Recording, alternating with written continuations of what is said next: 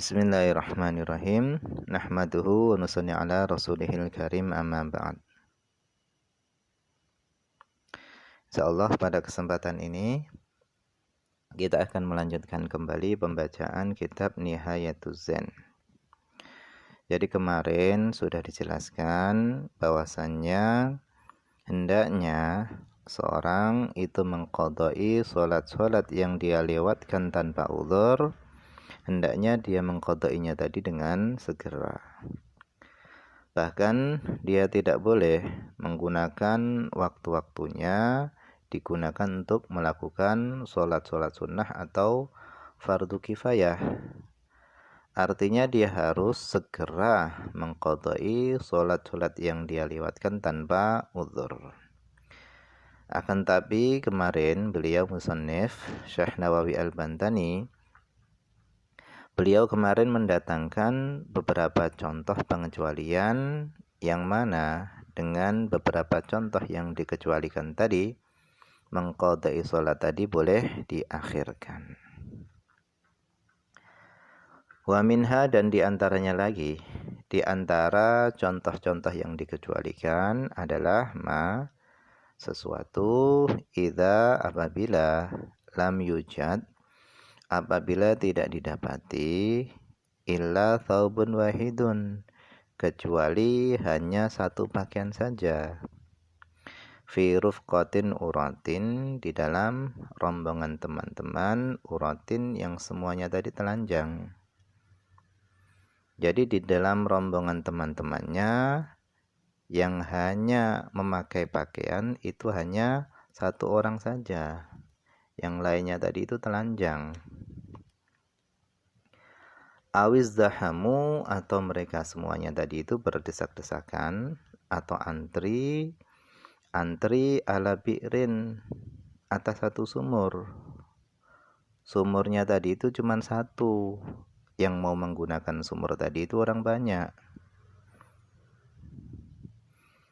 Au makanin, atau mereka berdesak-desakan atau antri atas tempat lisolati, untuk sholat. Jadi tempat sholatnya tadi cuma satu, yang antri banyak. Maka bagaimana? Fala yakti, maka dia tidak mengqadai sholat yang dia lewatkan tadi hatta tantahiyan naubatu ilaihi, sehingga sampai an-naubatu, giliran, ilaihi, kepadanya. Jadi ketika giliran itu sudah sampai kepadanya, baru dia mengqadai sholat yang dia lewatkan. Artinya dengan sebab uzur semacam ini, dia boleh menunda untuk mengqadai sholatnya. Wa minha, diantaranya lagi adalah faqidut tahuraini, orang yang ketiadaan dua alat suci. Artinya dia tidak mendapati air atau debu. Idza shalla li hurmatil waqti, ketika dia sholat untuk menghormati waktu. Jadi bagi orang yang dia tidak menemukan air atau debu, entah di mana tempatnya, ketika sudah masuk waktu sholat, maka dianjurkan baginya melakukan sholat. Nah, sholat semacam ini namanya adalah sholat li hurmatil waqti, sholat untuk menghormati waktu. Akan tetapi sholat semacam ini, sholat li hurmati waqti, ini tidak sah.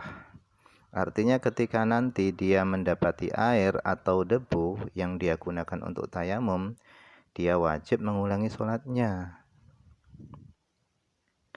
Tsumma, kemudian, wajada, dia mendapati kharijal waqti, di luar waktu sholat, dia mendapati turaban, debu yang digunakan untuk tayamum. La yasqutu bihil fardu, la yasqutu, yang tidak bisa gugur, bihi, dengan sebab debu yang untuk digunakan tayamum tadi, apa yang tidak bisa gugur? Al fardu, sholat fardu. Nah, kenapa sholat fardunya tadi tidak bisa gugur? Ka'an kana bimahallin, seperti dia berada di suatu tempat, yaglibu, yang secara umum, fihi, pada tempat tersebut, itu wujudul ma, ada airnya.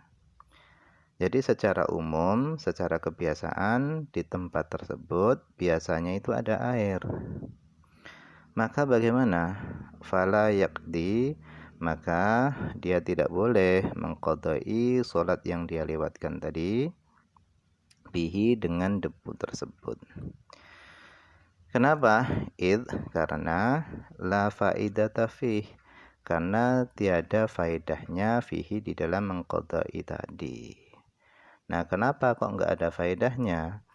Karena dia melakukan tayamum di tempat yang biasanya di situ ada airnya, sehingga tayamumnya tadi tidak sah.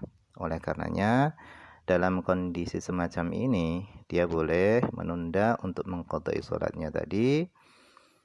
Dia cari air dulu, sehingga ketika dia sudah menemukan air, dia wudhu, kemudian baru dia mengqadai sholatnya.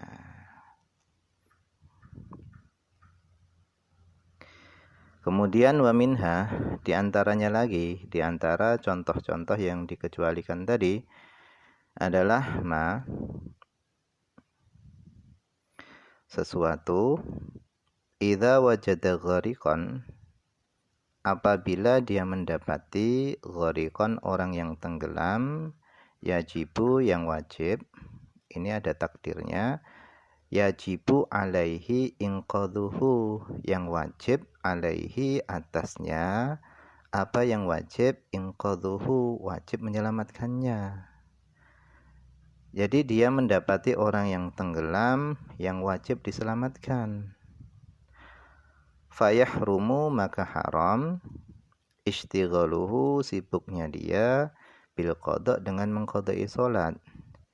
Jadi kalau dia mendapati orang yang tenggelam, kok dia malah sibuk mengqadai salat, maka haramlah mengqadai salat ketika itu. Dia tunda dulu mengqadai salatnya untuk menyelamatkan orang yang tenggelam. Setelah selesai baru dia mengqadai salatnya. Nah, ini saja mungkin yang bisa dibaca pada kesempatan ini. Semoga ada manfaatnya.